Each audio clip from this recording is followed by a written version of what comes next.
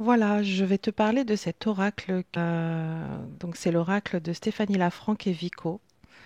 C'est une belle alchimie que ces deux âmes ont ensemble. Elles ont aussi écrit Les Gardiennes de la Lune. Elles font plusieurs choses, hein. Si tu les connais pas, je t'invite à les découvrir via Instagram et autres. Ce livre de Gardiennes de la Lune nous guide à travers les différentes phases de la Lune et surtout les différentes lunes de l'année. C'est vraiment un livre qui guide sur la pratique spirituelle de la connexion avec la Lune.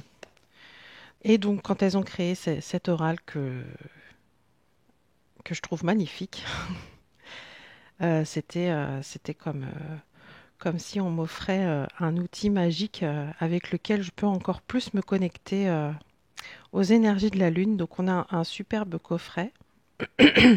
Pardon, j'ai un petit chat dans la gorge qui s'est invité avec le livre et l'oracle.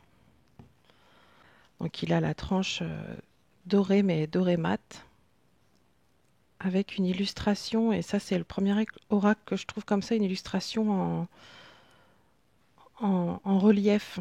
Je ne sais pas si on peut vraiment se rendre compte. Non, on ne peut pas vraiment se rendre compte. Mais au toucher, on sent les doigts. Il est vraiment, je le trouve très sensoriel. Parce que même la tranche, le fait qu'elle soit dorée mat, elle est... Ouais, je sais pas, c'est charnel. Enfin, moi, je suis très sensorielle avec mes jeux. Il a aussi un reflet un peu arc-en-ciel. Alors pareil, hein, je vous dirais, de l'avoir dans les mains et de le voir en vidéo, il y a quand même une différence. Mais je sais pas si vous voyez un peu les reflets arc-en-ciel qu'il peut avoir. Il est vraiment plein de mystères et de détails qui peuvent nous toucher. Et donc, il se présente avec donc les illustrations d'Ovico, les mots qui expriment la signification de la carte et un mot-clé. Et on a un livret en couleur avec à chaque fois la carte, les mots de Stéphanie Lafranc. Donc sur Instagram, on peut la trouver sous le nom de la tisanière tatouée. Alors ces mots, moi à chaque fois, ça me touche, ça me parle énormément, ça vibre en moi, c'est vraiment assez intense. On a les clés vibratoires, je dirais que c'est un peu les mots-clés de la carte qui nous permettent vraiment de, de comprendre le sens de la carte et de voir comment elle nous parle. Et après, on a un rituel.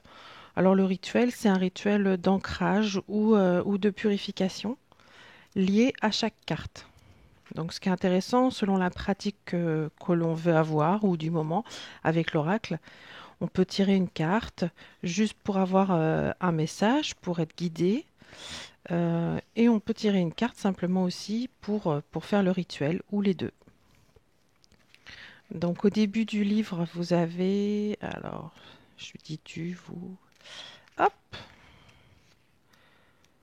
On a différents tirages, il y en a même pas mal, ça fait plaisir de voir ça, donc du coup ça donne vraiment envie de travailler avec lui, de se connecter. Donc il y a le tirage des rêves, un tirage de nouvelle lune, un tirage de pleine lune, le tirage de la quintessence, le tirage des éléments, le tirage des sept cercles et le tirage de l'elfe alchimique. Donc le jeu il est composé, je dirais, en quatre parties, mais c'est tout un voyage. On a les 20 premières cartes en chiffres romains, hop, qui sont vraiment liées à la Lune, aux phases de la Lune, avec les illustrations de Vico.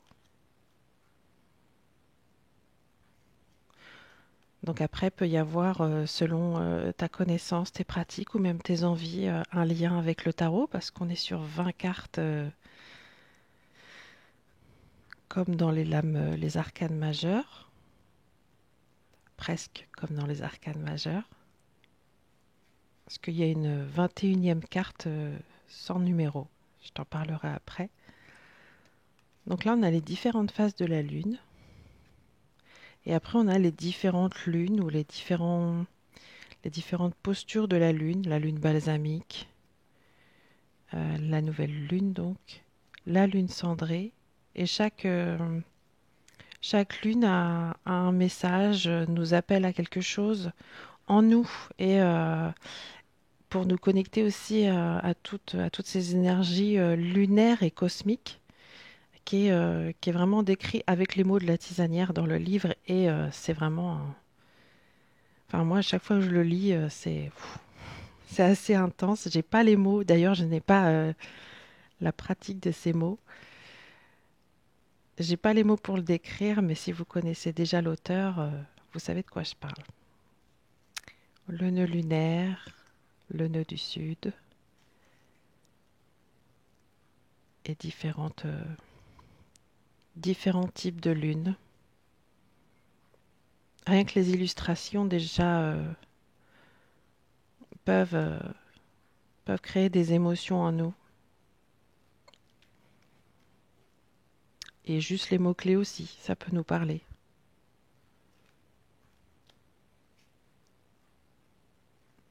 Donc ça, c'est les 20 premières cartes du jeu, où on est vraiment sur les phases lunaires, le cycle, un voyage évolutif en fait.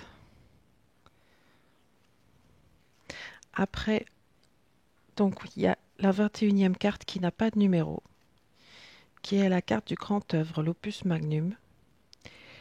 Je t'en parle pas plus pour te laisser aussi découvrir cette partie de l'oracle.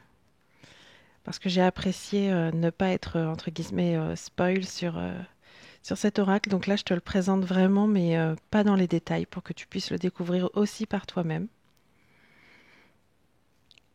C'est vraiment très puissant. Après, on a 12 cartes. Hop. Sur les planètes, les archétypes astrologiques, donc les dieux, avec différents éléments après que tu retrouves aussi dans le texte de, de la tisanière, dans le livre. Donc Mercure, Vénus, toujours avec les dessins et les illustrations de Vico, qui est particulièrement connecté. Ah, tu vois là, on voit un petit peu le relief des mains qu'on a de l'autre côté. Tu vois, il faut vraiment être dans une lumière bien spécifique. Donc oui, je disais, les illustrations de Vico, elle a cette particularité à être connectée à quelque chose de vraiment de vraiment cosmique, de tribal. Enfin, moi, je sais que personnellement, ça me parle d'une manière très viscérale. Et ces planètes sont magnifiques et à chaque fois, les dessins représentent bien l'énergie de l'archétype et de la planète. Et donc, quand tu tires une carte planète et que tu lis le livret, vraiment, tu peux t'imprégner de ça. Recevoir le message, vraiment le ressentir et puis te servir de cette énergie dans ton moment présent.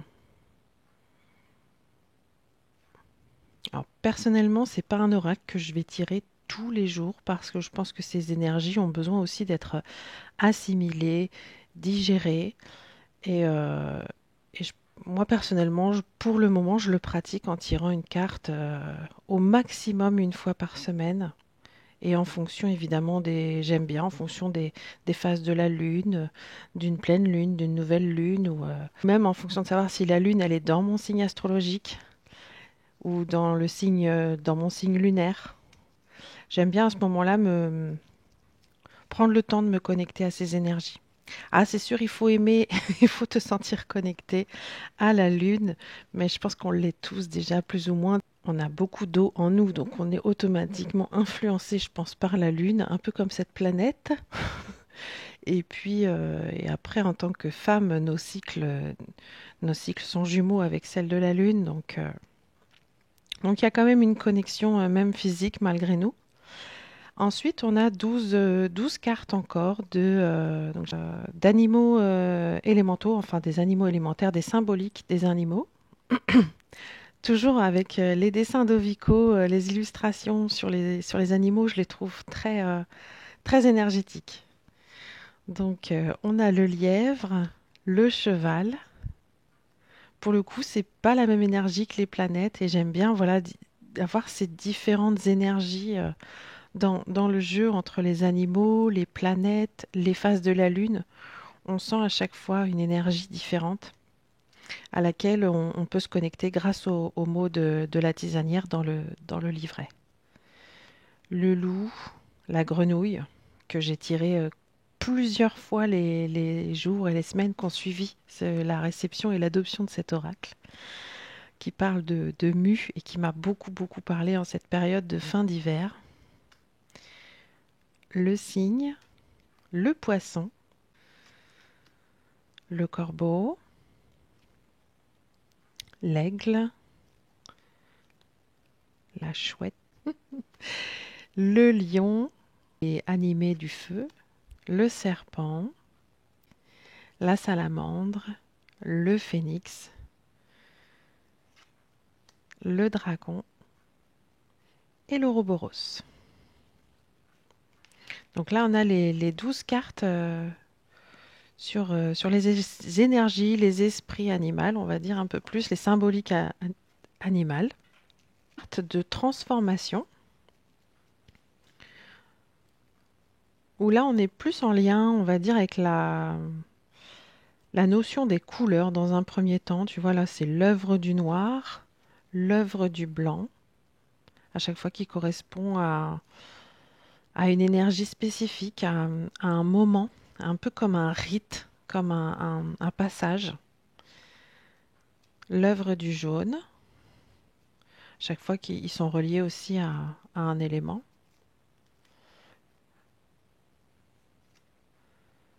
L'œuvre du rouge. Et après, donc ça c'était les quatre couleurs élémentaires. Je dirais là on a la terre, là on a l'eau, là on a l'air et là on a le feu.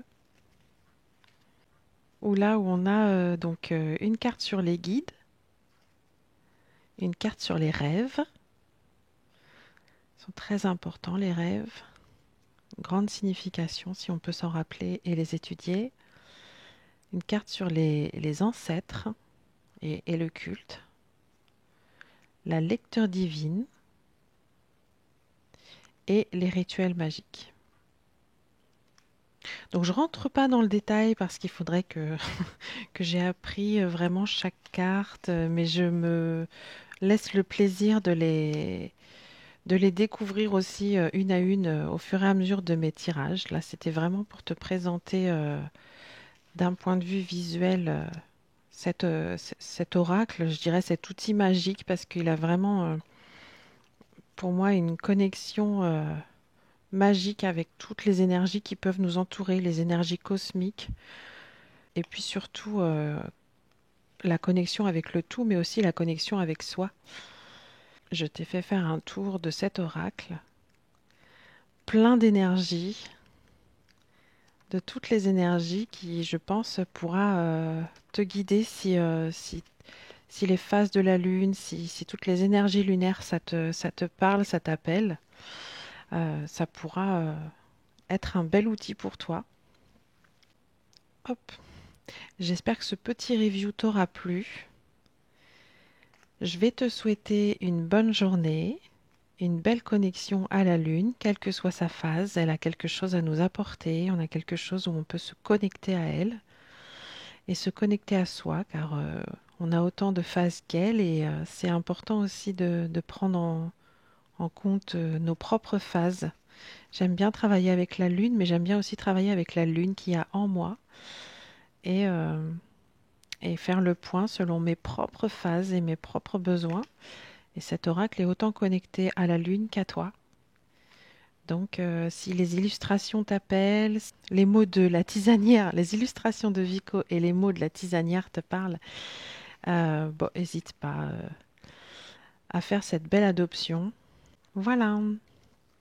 Bonne journée à toi.